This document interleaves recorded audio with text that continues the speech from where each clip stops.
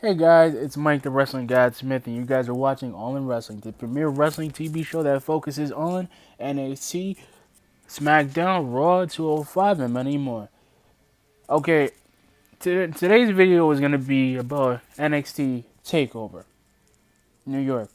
And like I said, the first thing I want, that, that pay per view was great. It was the greatest pay per view I've ever seen. And you know what? The first match, with. The first match with. Who was it? The first match with the War Raiders and Aleister Black and Ricochet, it was sick. Like Hampton and Rowe are they're the reason why they're NXT the NXT Tag Team Champions. Like they tried everything. Like Aleister Black was doing a lot of knee strikes. Like he was hitting him on the left knee, and I think that's like I think maybe Hanson or maybe Rowe had a surgery there, like a recent knee surgery, because he kept low hitting, like he kept low kicking him, which is really good. And that spot where like Ricochet had some good spots because he did a 650 off the rope, and then he missed the second one and he landed. And the thing was that like they got him, and they were gonna do their tag team special where he does like a gorilla press slam into I think it's a gorilla press slam into a power bomb. I forgot what it's called, but I think that's what it is. And Aleister Black, like they did it, they started the move, and then he hit him, and then it was like he jumped, and what thing was he double stomped him on the back.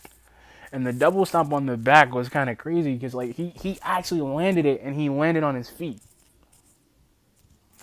And then Ricochet and Rowe were like on spaghetti legs, like they were groggy. Like they tried to do suplex, they tried to do suplex after suplex after suplex,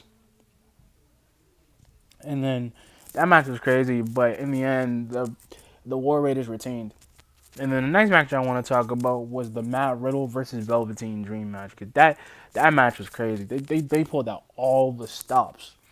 Like Matt Riddle actually had a counter for his elbow drop in the Death Valley Driver. He got him with the knee, but Velveteen Dream's like tall enough that he can stand. So he was like on spaghetti legs. He tried to do a suplex into a pinning combination, and then he tried to do something else. But he tried to do his what was it? It was a moonsault into, I think it's a moonsault.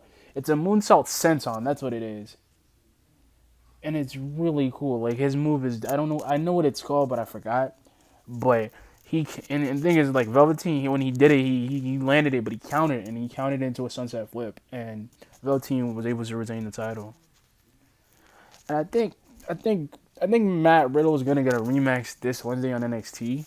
So is Walter gonna get a rematch? Well, Pete Dunne's gonna get a rematch with Walter, but that match, whew, that Walter versus Pete Dunne match for the UK title, yo, that match was sick.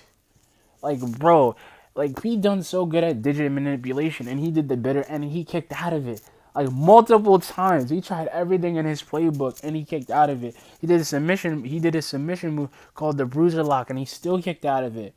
And then the funny thing is, like, I think Walter tried to dive off the first time, but he got caught. And he's and I like about him was that, like, everybody, like, the crowd was hyped. That dude tried everything to beat him. And Walter would not stay down. That dude literally had it. Like, he couldn't not hit him. Like, he tried to bitter end twice. Did it again. And the thing with Walter was, like, everything that Pete Dunne tried to do to Walter just did it back tenfold. And the way he kind of threw, like, the way he just had him. And the thing was,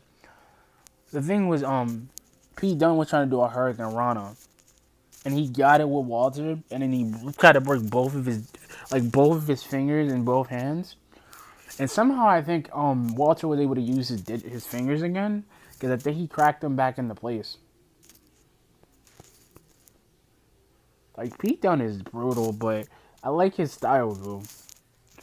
And the thing was like with Walter, his ring general presence, like the dude doesn't say nothing, but he kept saying, "Come on, I'm right here, come on!" Like every time he would hit him. And the crazy thing was that